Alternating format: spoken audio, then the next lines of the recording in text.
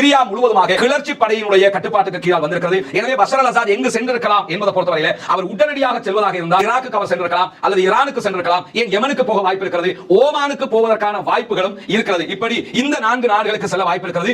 இங்க இருந்து ரஷ்யாவுக்கு போவதற்கான வாய்ப்புகளும் இருக்கிறது. முழுமையாக ஈரானுக்கோ ரஷ்யாவுக்கோ பஷர் அல் அசாதை காப்பாற்ற முடியாமல் போய்விட்டது. நாங்கள் பஷர் அல் அசாதுக்கு ஆதரவாக போக இருக்கிறோம் என்று அறிவித்த ஹிஸ்புல்லாக்களும் பஷர் அல் அசாதுக்கு ஆதரவாக போகவில்லை. ஏற்கனவே ஐஎஸ் காரன பெரிய முஸ்லிம்கள் எல்லாம் பேச போய் ஒவ்வொருத்தர் பட்ட பாட்டை நம்ம பார்த்திருக்கிறோம். அவன் யாருன்னே தெரியாம கடைசியில் அவன் உருவாக்கியதே மேற்குலகம் என்பதை நாம் அறிந்து கொள்வதற்குள் எல்லாம் முடிந்து விட்டது. எனவே எவர் எந்த பக்கம் இருக்கிறார் என்பதை கால ஓட்டத்தில் தான் நாம் புரிந்து கொள்ள முடியும். இப்ப அங்க ஒரு ஆட்சி மாற்றம் வந்திருக்கிறது. பஷர் அல் அசாத் வெளியேற்றப்பட்டிருக்கிறார். இதோட புரிஞ்சுக்கங்க.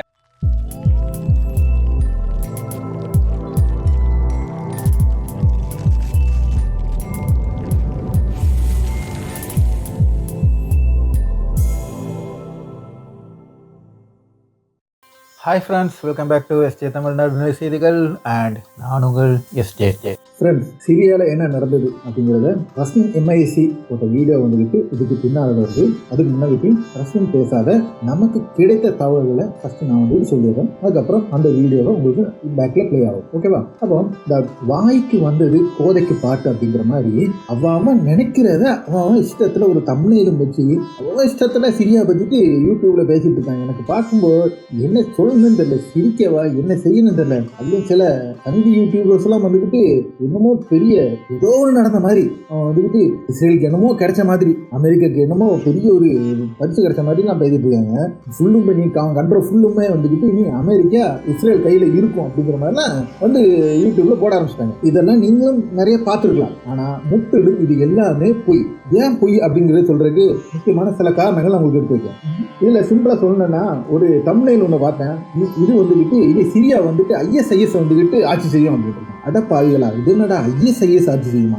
ஐஎஸ்ஐஎஸ் என்ன ரேஷியோல இருக்குங்கிறதாவது உங்களுக்கு தெரியுமாங்கிறது தெரியல. ஓகேவா? இப்போ ஒரு சிம்பிளான எக்ஸாம்பிள் சொல்றேன். இப்போ அதிமுக கூட சேர்ந்துக்கிட்டு பாமக, தேமுதிக, அப்புறம் வந்துக்கிட்டு புதிய தமிழகம் இவங்க எல்லாம் நேற்று போட்டிடுறாங்கன்னு வச்சுக்கோங்க. போட்டிட்டு ஒரு 150 சீட்டு வச்சிருக்காங்க. இந்த 150 சீட்டுல ஒரு 4 சீட்டு புதிய தமிழகம் எடுத்துச்சு அப்படின்னு சொல்லிட்டு வச்சுக்கோங்க. அப்போ புதிய தமிழகத்துக்கு 4 சீட்டு கிடைச்சிருக்கு. மெயின் மெஜாரிட்டியை இருக்கு வந்துக்கிட்டு அதிமுக கிட்டத்தட்ட ஒரு 120 சீட்டு வச்சிருக்காங்கன்னு வச்சுக்கோங்க. இதுல இப்ப வந்துகிட்டு நம்ம வந்துட்டு ஒரு டைட்டில் போட்டு எழுதுனா புதிய தமிழகம் தலைமையில் ஆட்சி அப்படின்னா நடக்குமா? அது 4 சீட்டு வச்சிருக்க புதிய தமிழகம் இதுல வந்துட்டு நடத்த முடியுமா நம்மளால? ஆக்சுவல் அதுதான் வந்துகிட்டு அங்க ஃபேக்ட். இந்த HTS அப்படிங்கிற ஒரு கூட்டணி தான் வந்துகிட்டு இப்ப பஷர் அல் அசாதோட தலைமைய அந்த ஆட்சியை வந்துட்டு கவிழ்த்துட்டு இப்ப புரட்சி பண்ணி அங்க பிடிச்சிருக்காங்க. இந்த HTS அப்படிங்கிறது கிட்டத்தட்ட ஒரு 8-10 தீவிரவாத கூட்டணிகள். ஒரு சைடு தீவிரவாத கூட்டணி சொல்லலாம், ஒரு சைடு வந்துட்டு சிரியா அரசு எதிர்த்து போராடுற ஒரு டீம் சொல்லலாம். இதுல ஐஎஸ்ஐஎஸும் ஒண்ணு, குருதுஸ் உண்டு, இந்த மாதிரி ஏகப்பட்டது. ஆனா அந்த HTSல மிக முக்கியமான தலைவர் அப்படின்னு சொல்லிட்டு பாத்தீங்கன்னா அபு முகமது அல் குலானி அப்படிங்கிறவர் தான். இவர் ஏற்கனவே ஐஎஸ்ஐஎஸோட இருந்தவர் தான். அதுக்கப்புறம் வந்துகிட்டு அவர் ஐஎஸ்ஐஎஸ் அவர் வந்துகிட்டு அல்கொய்தாக்கு மாறினாப்ல. அல்கொய்தால இருந்து அதுக்கப்புறம் வந்து அமெரிக்கா வந்துகிட்டு இவர் அரெஸ்ட் பண்ணி வச்சிருந்தாப்ல, இப்ப விடுதலை பண்ணினாப்ல. அப்புறம் வந்துகிட்டு அல்கொய்தால இருந்து நான் அல்கொய்தாவும் எனக்கு சம்பந்தம் இல்லை, நான் அல்கொய்தால இருந்து நான் வெளியேறேன் அப்படின்னு சொல்லிட்டு அவரு கம்ப்ளீட்டா சிரியாக்காக போராடுறா அப்படின்னு சொல்லிட்டு வந்தவர். இந்த சிரியாக்காக போராடுற இந்த அல் குலானி அப்படிங்கிற இவருக்கு கீழே உள்ள டீமுக்கு வந்துகிட்டு தான் மெஜாரிட்டியா, அதாவது கிட்டத்தட்ட 70-80% வீரர்கள் வந்துட்டு இவங்க வீரர்கள் தான். வெறும் 20-30% தான் மற்ற கூட்டணி இருந்தவங்கள இதுல இருக்காங்க. அதுல பார்த்தது இந்த ஐஎஸ்ஐ.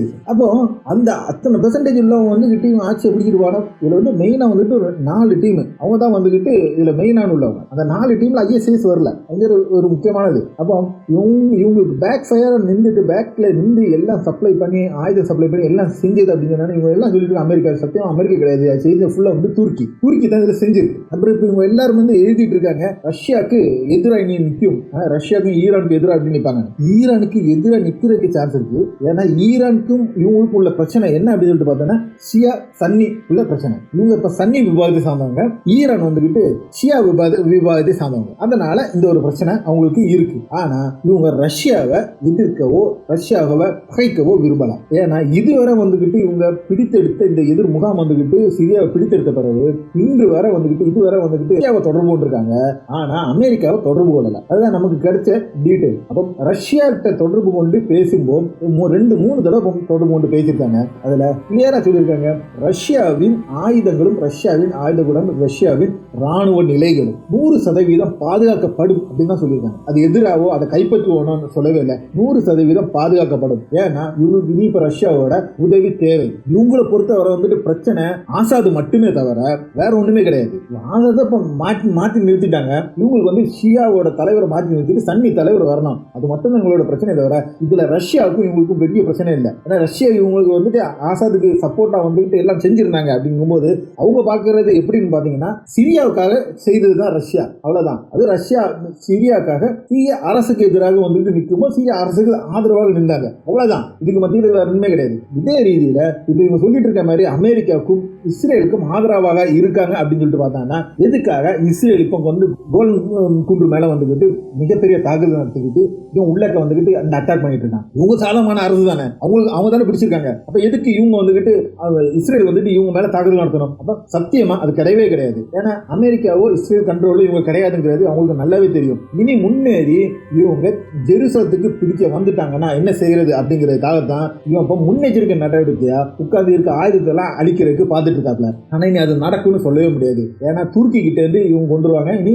அதே மாதிரி துருக்கியும் ரஷ்யாவும் ஈரானும் எல்லாரும் சேர்ந்துக்கிட்டு ஒரு பேச்சுவார்த்தை நடத்தியிருக்காங்க. நேற்று வந்துகிட்டு நடத்தப்பட்டதுல வந்துகிட்டு தெளிவா சொல்லியிருக்காங்க. இது பேக்ல வந்துகிட்டு துருக்கி தான் அப்படிங்கிறதும் துருக்கி வந்துகிட்டு ரஷ்யாவுக்கு எதிராகவோ ஈரானுக்கு எதிராகவோ இல்லை அப்படிங்கிறதையும் இவங்க வந்துகிட்டு அந்த ஒரு பேச்சுவார்த்தையில வந்துகிட்டு கிளாரிஃபை பண்ணியிருக்காங்க துருக்கி சைட்ல இருந்து. ஓகேவா, ஆசாதுக்கு எதிராக மட்டும் தான் நாங்க செஞ்சிருக்கோம் அப்படிங்கிற மாதிரி சொல்லியிருக்காங்க. இது மட்டும் இல்லாம குர்திஸ் எதிராகவும் இவங்க வந்து இப்ப திரும்புறதுக்கு நிறைய வாய்ப்புகள் இருக்கு. பொறுத்து இருந்து பார்த்தா தான் நமக்கு வந்துகிட்டு தெரியும் அடுத்தடுத்து என்னென்ன ட்விஸ்ட் இதுல வரும் அப்படிங்கிறத பார்க்கலாம். ஓகே ஃப்ரெண்ட்ஸ், இனி நீங்க ரஸ்மின் MIC அவர்கள் வந்துகிட்டு இந்த சிரியா பற்றிய வடிகை அந்த தொகுப்பு வந்துகிட்டு இங்க பார்க்கலாம். அஸ்ஸலாமு அலைக்கும் வரஹ்மத்துல்லாஹி வபரகாத்துஹு. பேரன்பிற்கினிய சகோதர சகோதரிகளே, நம் அனைவர் மீதும் ஏக இறைவனுடைய அமைதியும் கருணையும் உண்டாகட்டுமாக என்கிற உயரிய பிரார்த்தனைகளோடு சற்று முன்னால் வெளிவந்திருக்கக்கூடிய மிக முக்கியமான பரபரப்பான ஒரு செய்திதான், சிரியாவிலே பஷர் அல் அசாதோடு மோதிக்கொண்டிருந்த கிளர்ச்சி படையினர் காலையிலேயே கைப்பற்றி முடித்திருக்கிறார்கள். அதிகாலையிலேயே டமஸ்கஸ் கைப்பற்றப்பட்டிருக்கிறது. சிரியாவினுடைய அதிபராக 24 ஆண்டுகள் செயல்பட்ட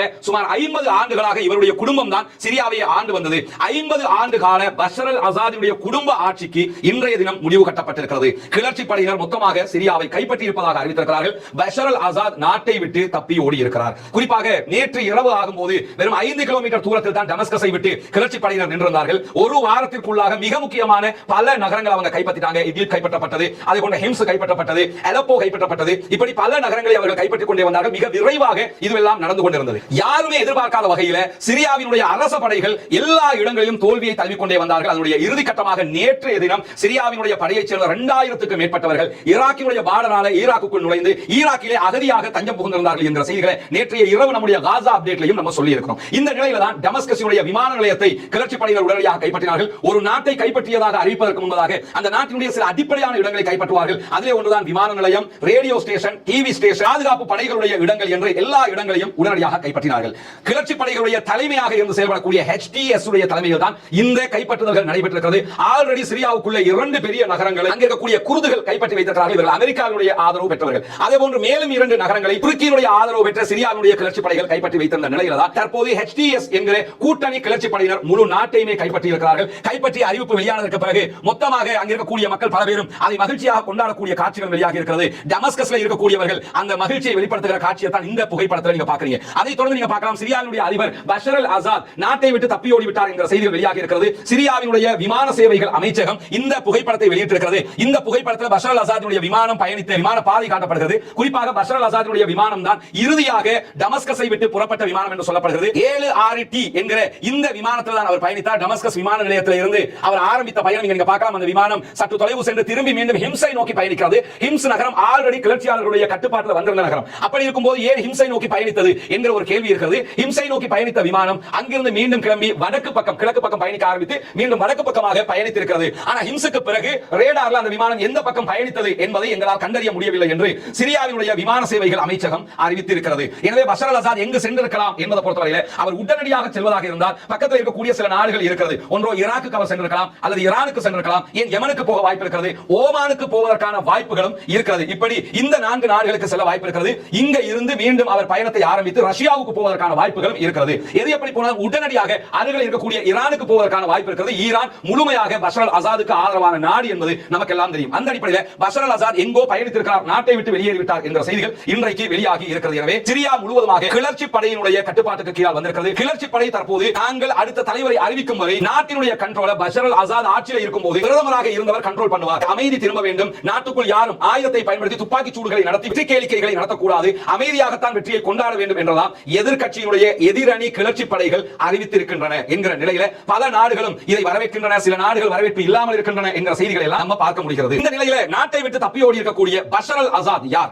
எப்படி இவர்களால் 50 ஆண்டுகள் ஒரு நாட்டை கட்டுப்படுத்த முடிந்தது என்கிற கேள்வி மிக முக்கியமானது. பஷர் அல் அசாதினுடைய தகப்பனார் ஹபீஸ் அல் அசாத் 1971 இருந்து 2000 ஆண்டுகள் வரைக்கும் ஆட்சியிலே இருக்கிறார். அவருடைய மரணத்தை தொடர்ந்து 2000 இருந்து தப்பியோடிய 2024 வரைக்கும் பஷர் அல் அசாத் ஆட்சியிலே இருக்கிறார். 2000 ஆண்டுகளில் ஹபீஸ் அல் அசாத் பஷர் அல் அசாதினுடைய தகப்பனார் மரணிக்கிற போது மருத்துவக் கல்லூரி மாணவராக செயல்பட்ட பஷர் அல் அசாத் ஆட்சியாளராக பொறுப்பெடுக்கிறார். பொறுப்பெடுத்து 2011 வரைக்கும் அவருடைய ஆட்சி சுமூகமாக பயணிக்கிற நேரத்தில் தான் 2011 பல அரபு நாடுகளிலும் ஏற்பட ஆரம்பித்து அரபிய புரட்சி காரணமாக அரபிய எழுச்சி என்று பெயர் சொல்லக்கூடிய அந்த எழுச்சி உருவான நேரத்தில் பஷர் அல் அசாதுக்கு எதிராகவும் சிரியாவினுடைய மக்கள் வீதியில் இறங்கி போராட ஆரம்பித்தார்கள். வீதியில் இறங்கி போராட ஆரம்பித்ததை தொடர்ந்து 2013 ஆகிற போது பஷர் அல் அசாத் கடுமையாக மக்களை நெருக்க ஆரம்பித்தார். இந்த ஆர்ப்பாட்டங்களுக்கு எதிராக கடுமையான செயல்பாடுகளை முன்னெடுத்த காரணத்தினால் அங்கு ஆர்ப்பாட்டத்தில் ஈடுபட்ட பல பேரும் ஆயுத போராட்டத்தை நோக்கி நகர ஆரம்பித்தார்கள். குறிப்பாக பஷர் அல் அசாத் ஆட்சியை காப்பாற்றிக் கொள்வதற்காக 2011 வரைக்கும் 2013 வரைக்கும் ஆயிரக்கணக்கான பொதுமக்களை கொன்று குவித்திருக்கிறார். நாம் பலவிடத்தும் சொல்லியிருக்கக்கூடிய ஒரு செய்திதான் ஐலான் என்கிற ஒரு சிறுவன் ஐகானாகவே அவருடைய மரணம் மாறுகிற அளவுக்கு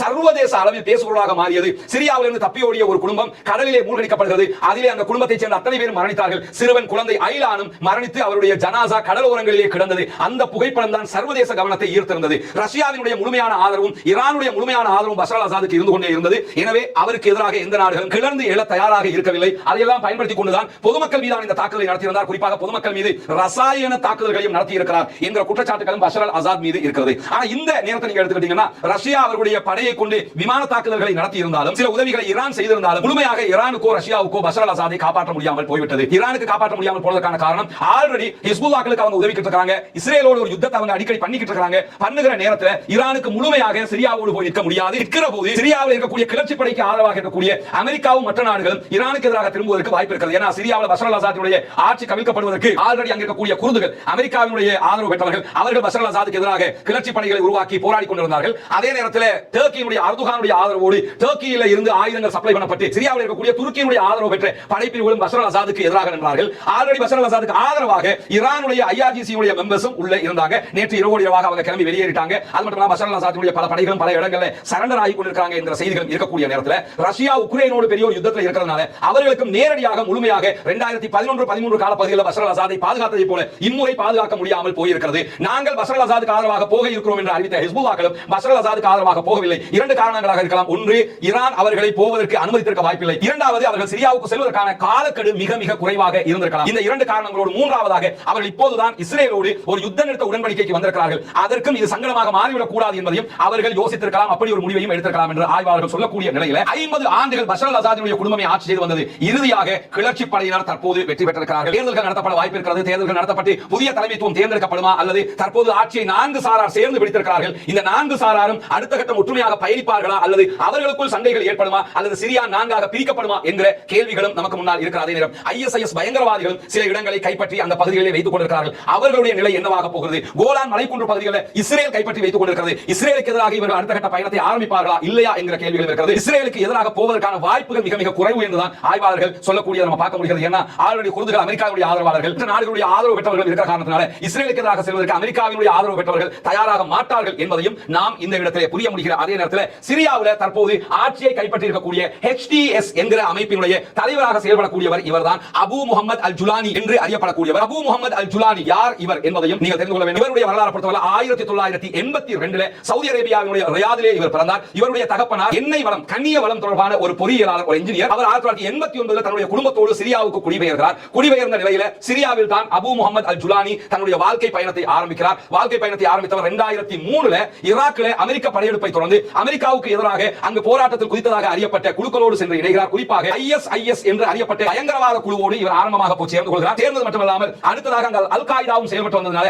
அல் காய்தாவோடும் போய் சேர்ந்து கொள்கிறார். இறுதியாக ISIS அல் காய்தாவை விட்டு நாங்கள் பிரிகிறோம் என்று அறிவிக்கிறார்கள். பிரிகிறோம் என்று அறிவித்ததோடு 6 ஆண்டுகள் அவர் அங்கே இருக்கும்போது அமெரிக்கா இவரை கைது செய்கிறது. 5 ஆண்டுகள் அமெரிக்காவுடைய சிறையில் இருக்கிற காலகட்டத்திற்கு பிறகு அவர் விடுதலை செய்யப்பட்டதோடு சிரியாவுக்கு வந்து மீண்டும் சிரியாவிலே ஜபஹத்துன் நுஸ்ரா என்கிற ஒரு அமைப்பை தோற்றுவித்தார். இந்த அமைப்பு அல் காய்தாவினுடைய கிளை அமைப்பாக அறியப்பட்டது, சிரியாவினுடைய அமைப்பாக அறியப்பட்டது. பின்னாட்களில் எனக்கும் அல் காய்தாவுக்கும் எந்த தொடர்பும் இல்லை என்று அறிவித்துவிட்டு நாங்கள் சிரியாவுக்காகவே நாங்கள் போராடக்கூடிய ஒரு அமைப்பாக செயல்பட போகிறோம் என்று அபு முகமது அல் ஜுலானி அறிவித்து எதிரணி படைகள் எதிர் கிளர்ச்சி படைகள் எல்லாம் ஒன்று சேர்த்து HTS என்கிற ஒரு அமைப்பை நிறுவினார். அதனுடைய தலைவராக இவர்தான் செயல்பட்டு வருகிறார். அந்த HTS என்கிற அமைப்பில் குர்துகள் இருக்கிறார்கள், துருக்கியுடைய ஆதரவு பெற்ற சிரியாவுடைய கிளர்ச்சி படைகள் இருக்கிறார்கள். இவருடைய படைதான் மிக பிரமாண்டமான படை. கிட்டத்தட்ட 35,000 சோல்ஜர்ஸ்க்கு மேல இவருடைய கிளர்ச்சி படையில் இருப்பதாக சொல்லப்படுகிற நேரத்தில் தான் இன்றைய தினம் இவருடைய படைப்பிரிவு சிரியாவை கைப்பற்றி இருக்கிறது. எனவே சிரியாவினுடைய அடுத்த ஆட்சியாளர் யார் என்பது இதுவரைக்கும் தெரியவில்லை. ஆனால் ஆட்சியாளரை தீர்மானிக்கக்கூடிய இடத்தில் அபு முகமது அல் ஜுலானி இருக்கிறார். இவருடைய பின்னணி இதுதான். எனவே அடுத்த கட்ட தெரிவு எப்படி இருக்க போகிறது என்பது மிக முக்கியமானது. 50 ஆண்டுகள் சிரியாக்களுடைய ஒரு பிரிவாக இருக்கக்கூடிய அலவியா என்கிற ஒரு சிறு பிரிவினுடைய தலைமை பீடத்தை வைத்துக் கொண்டிருந்த பஷர் அல் அசாதும் அவருடைய தகப்பனார் தொடர்ந்து சிரியாவை ஆண்டு வந்த நிலையில் அடுத்தடுத்த கட்டங்கள் எப்படி நகரப்போகிறது, இவர்களை அடுத்த கட்டம் நகர்வதற்கு மேற்கு நாடுகள் எப்படி விடப்போகின்றன, அதற்கான வழிகள் கிடைக்க போகிறதா என்பதெல்லாம் நிறைய கண்ணுக்கு முன்னால் இருக்கக்கூடிய கேள்விகளாக இருக்கின்றன. இந்த பாலஸ்தீன இஸ்ரேல் போருக்கு மத்தியில் இப்படி ஒரு சம்பவம் நடந்தேறி இருக்கிறது. கிளர்ச்சி படை யாருக்கு ஆதரவாக நிற்க போகிறார்கள் என்பது மிக முக்கியமான கேள்வி. அல்லது அமைதியாக இருக்க போகிறார்களா என்பது இன்னொரு கேள்வியாக இருக்கிறது. தொடர்ந்து பார்ப்போம் என்னவெல்லாம் நடக்கிறது என்பது. எது எப்படி போனாலும் 50 ஆண்டு கால அசாதினுடைய சாம்ராஜ்யம் இன்றைக்கு முடிவுக்கு வந்திருக்கிறது. ஈரான் சிரியாவை விட்டு வெளியேறி இருக்கிறது. ரஷ்யா சிரியாவிலே இனிமேல் கை வைக்காமல் இருப்பதற்கான வாய்ப்புகள் இருக்கிறது. ஆனால் ரஷ்யாவுடைய படைத்தளத்தை அவங்க மெயின்டைன் பண்ணுவதற்கான வாய்ப்புகள் இருக்கிறது. எது எப்படி போனாலும் ஹெஸ்புல்லாஹ்வுக்கான ஆயுத சப்ளை மொத்தமாக நிறுத்தப்படுவதற்கான நிறைய வாய்ப்புகள் இப்பொழுது இருக்கிறது என்பதையும் நாம் இங்கே கவனிக்க வேண்டும். நிலைமை இப்படி இருக்க இறுதியாக இன்னொரு விஷயத்தையும் நீங்கள் புரிந்து கொள்ள வேண்டும். சிரியாவிலே ஏற்பட்டிருக்கக்கூடிய இந்த ஆட்சி மாற்றத்தை பொறுத்தவரையில் சில பேர் என்ன பண்றாங்கன்னா, ஆட்சியை கைப்பற்றிய இஸ்லாமிய குழு, இஸ்லாமிய ஆட்சி மீண்டும் வந்து விட்டது என்கிற வார்த்தைகளை எல்லாம் போட்டு போஸ்டுகள் போடக்கூடிய காட்சிகளை நீங்க பார்க்கலாம். ஒன்றை ஆரம்பமாக புரிந்து கொள்ளுங்கள். திடீரென ஆட்சியை கைப்பற்றுகிற யாரும் அவர்களுடைய அடுத்த கட்ட செயல்பாடுகள் என்னவென்று தெரியாமல் அவர்களுக்கு நற்சான்றுகள் அளிப்பதற்கு முன்வந்து விடக் கூடாது. ஏன்னா கடந்த காலத்தில் ஈராக்ல இது ஒரு பெரிய படிப்பினையாக முழு இஸ்லாமிய சமூகமும் தெரிந்து கொள்ள வேண்டிய ஒரு செய்தியாக மாறி இருந்தது. ஈராக்ல ISIS பயங்கரவாதிகள் ஈராக்கை கைப்பற்றியவுடன் Islamic State Iraq and Syria என்றுதான் அவர்கள் ஆரம்பித்தார்கள். ஆனால் அவர்களுடைய பின்புலத்தை இஸ்லாமியர்கள் அறிந்து கொள்வதற்கே பல ஆண்டுகள் கடந்து விட்டது. அறிகிற போது அவர்கள் யார் என்று தெரிகிற போது பல இழப்புகளையும் நாம் சந்தித்து முடிந்தாகிவிட்டது. எனவே இஸ்லாத்தின் பெயரால் இங்கு எந்த ஆட்சி மாற்றமும் நடைபெறவில்லை. ஷியாக்களுக்கும் சன்னிகளுக்கும் இடையிலான ஒரு சண்டை அங்கே நடைபெற்று வந்தது. அதற்கு மேலாக 50 ஆண்டு கால அசாதினுடைய குடும்ப ஆட்சியை இல்லாமலாக்க வேண்டும் என்பதுதான் அங்கே இருக்கக்கூடிய முக்கியமான போராட்டமாக மாறியது. அதனாலதான் அனைத்து குழுக்களும் 4 குழுக்கள் கிட்டத்தட்ட அங்கே இருக்கிறாங்க. ஆயுத குழுக்கள் 4 குழுக்களும் 4 விதமான கொள்கைகளை கொண்டிருந்தாலும் ஒன்றிணைந்து ஏன் போராடினார்கள், ஏன் கிளர்ச்சியை ஏற்படுத்தினார்கள் என்று சொன்னால் அசாதினுடைய ஆட்சியை ஒழிக்க வேண்டும் என்பதற்காகத்தான், குடும்ப ஆட்சியை இல்லாமலாக்க வேண்டும் என்பதற்காகத்தான். எனவே இதுக்கு இஸ்லாமிய சாயம் பூசி இஸ்லாமிய ஆட்சி வந்துவிட்டது, இஸ்லாமிய மறுமலர்ச்சி வந்துவிட்டது. சில பேர் என்னன்னா சிரியாவில் நபிகள் நாயகம் சொன்ன முன்னறிவிப்பு நடைபெறுகிறது என்றெல்லாம் பேசிக் கொண்டிருக்கிறார்கள். நபிகள் நாயகத்துடைய முன்னறிவிப்புக்கும் இந்த போராட்டத்துக்கும் எந்த சம்பந்தமும் கிடையாது என்றதை புரிஞ்சுக்கங்க. அது சம்பந்தமாக குர்ஆன் ஹதீஸ் ரீதியாக ஒரு தனியான உரையை நாம் ஆற்ற இருக்கிறோம். அப்பொழுது அது தொடர்பான மேலதிக விளக்கங்கள் உங்களுக்கு கிடைக்கும். இந்த ஓரை பொறுத்தவரையில கிளர்ச்சி படை அவர்கள் திட்டமிட்டு அசாதினுடைய ஆட்சியை மக்களுக்கு ஆதரவாக உருவாக்க வேண்டும் என்பதற்காக 50 ஆண்டு கால ஆட்சியை இல்லாமலாக்க வேண்டும் என்பதற்காக செய்ததே தவிர இஸ்லாமிய குழு கைப்பற்றி விட்டது, இஸ்லாமிய மறுமலர்ச்சி ஏற்பட்டு விட்டது, இஸ்லாமிய ஆட்சி ஏற்பட்டு விட்டது என்கிற கோஷங்கள் எல்லாம் தவிர்த்து கொள்வதுதான் சாலச் சிறந்தது. ஏற்கனவே IS காரன பெரிய முஸ்லிம்கள் எல்லாம் பேச போய் ஒவ்வொருத்தர் பட்ட பாட்டை நம்ம பார்த்திருக்கிறோம். அவன் யாருன்னே தெரியாம கடைசியில அவன் உருவாக்கியதே மேற்குலகம் என்பதை நாம் அறிந்து கொள்வதற்குள் எல்லாம் முடிந்து விட்டது. எனவே எவர் எந்த பக்கம் இருக்கிறார் என்பதை கால ஓட்டத்தில் தான் நாம் புரிந்து கொள்ள முடியும். இப்ப அங்க ஒரு ஆட்சி மாற்றம் வந்திருக்கிறது. பஷர் அல் அசாத் வெளியேற்றப்பட்டிருக்கிறார். இதோட புரிஞ்சுக்கங்க. திடீரென்று இப்படி பரபரப்பான சம்பவங்கள் வரும்போது பரபரப்பாக எதையாவது பேச வேண்டும் என்பதற்காக சிரியா மொத்தமாக மாறிவிட்டது, சிரியா கைப்பற்றப்பட்டு விட்டது, இதுதான் அந்த குழு, இதுதான் இந்த குழு. ரசூலுல்லாஹி ஸல்லல்லாஹு அலைஹி வஸல்லம் அவர்கள் சொன்ன நபிமொழிகளை இந்த கிளர்ச்சி படையினுடைய இந்த செயல்பாடுகளோடு ஒப்பிட்டு விடாமல் நாம் கவனமாக இருக்க வேண்டும். எனவே இது ஒரு இஸ்லாமிய புரட்சி அல்ல, அந்த நாட்டுக்குள் ஏற்பட்டிருக்கக்கூடிய ஒரு கிளர்ச்சி படையினுடைய புரட்சியாக இருக்கிறது. 50 ஆண்டு கால அவர்களுடைய அடக்குமுறை ஆட்சியை முடிவுக்கு கொண்டு வருவதற்காக அவர்கள் அத்தனை பேரும் ஒன்றிணைந்து செயல்பட்டிருக்கிறார்கள் என்பதை கவனத்தில் கொள்ளுங்கள். நாம் அவசரப்பட்டு பேசுகிற வார்த்தைகள், போடுகிற போஸ்டுகள் அத்தனையும் நமக்கு எதிராகவே வந்து நின்றுவிடும். பயங்கரவாதம் இல்லாதொழிக்கப்பட வேண்டும், தீவிரவாதம் இல்லாதொழிக்கப்பட வேண்டும் என்கிற உயரிய செயல்பாட்டில் உயரிய கோஷத்திலும் தான் நாம் என்றைக்கும் இருக்க வேண்டும். எது எப்படி போனாலும் அப்பாவி பொதுமக்கள் யார் பக்கத்திலிருந்தும் கொல்லப்படக்கூடாது. யாரையும் கொள்வதற்கு யாருக்கும் அதிகாரம் இல்லை. மனிதநேயம் தலை தோங்க வேண்டும். சிரியாவிலே ஏற்பட்டிருக்கக்கூடிய மாற்றம் சிறப்பான மாற்றமாக மாற வேண்டும். சிறப்பான மாற்றமாக, பொதுமக்களுக்கு ஆதரவான ஒரு மாற்றமாக, அந்த நாட்டுக்கு சிறப்பான ஒரு மாற்றமாக இருக்க வேண்டும் என்கிற பிரார்த்தனையை மாத்திரம் தான் நாம் செய்ய முடியும். இவர்கள் நல்லவர்கள், வல்லவர்கள், இவர்களை விட்டால் ஆட்கள் இல்லை என்றெல்லாம் அவர்கள் யார் என்ற அடிப்படையே தெரியாமல் உடனடியாக நற்சான்றுகளை கொடுப்பது நம்முடைய எதிர்காலத்தையும் பாதித்துவிடும் என்பதையும் அத்தனை பேரும் சமூக வலைதளத்திலே புரிந்து கொள்ளுங்கள். எனவே சிரியாவில் ஜஸ்ட் ஒரு கிளர்ச்சி மாற்றம் ஏற்பட்டிருக்கிறது என்று மாத்திரம் இதை புரிந்து கொள்ளுங்கள். இதை இஸ்லாமிய சாயம் பூச முற்பட்டு விட வேண்டாம் என்பதையும் இந்த வீடியோவிலே கூறிக்கொண்டு வருகிறேன். அல்ஹம்துலில்லாஹி ரப்பில் ஆலமீன். பாலஸ்தீனம் வெற்றி பெற வேண்டும் என்று தொடர்ந்து அல்லாஹ்விடத்திலே பிரார்த்தனை செய்கிற அதே நேரம் முழு உலகமும் அமைதியாக இருக்க வேண்டும் என்றும் அல்லாஹ்விடத்திலே பிரார்த்தனை செய்ய மறந்து விடாதீர்கள். ஓகே ஃப்ரெண்ட்ஸ், அடுத்த ஒரு நல்ல ஒரு வீடியோமா உங்களை சந்திக்கும் வரை உங்களிடமிருந்து விடைபெறுவது உங்கள் எஸ்கே.